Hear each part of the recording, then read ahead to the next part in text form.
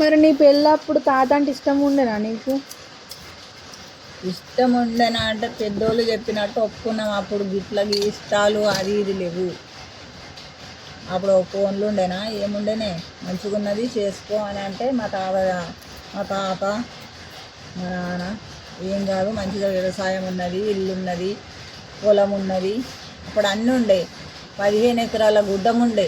ఇప్పుడు ఆ గుడ్డం ఉంటే అయితే మనకు కోట్ల పైసలు వచ్చి ఈ రేట్లు పెరిగినందుకు.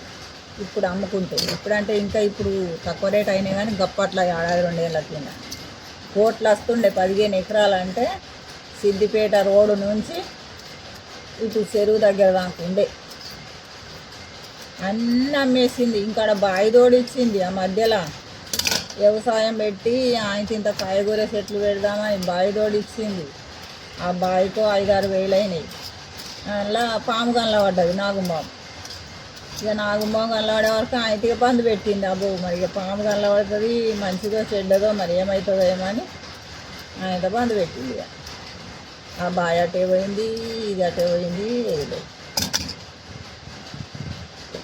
అన్నీ దరిద్రం ముంగట పడితే అన్నీ గట్లా పోతాయి. ఈ తాత దగ్గర మంచిగా లేదు. అది కూడా ఒక పాతిళ్ళు కాడ అది ఎంత స్థితి కొన్నాడు. మన ఇల్లు మనం అమ్మాలి, కానీ నువ్వు వేరే కొన్న జాగ ఎందుకు అమ్ముతావు? 25 వేలు పెట్టి కొన్నాడే పక్క కింద కాలు జాగా.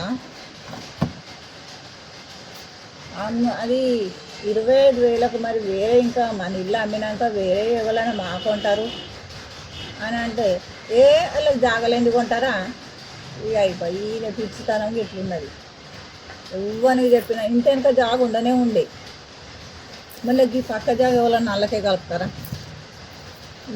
ఏం చేయాలి? అందుకే ఇక బాబా అన్నది కరెక్ట్ అనిపిస్తుంది. కానీ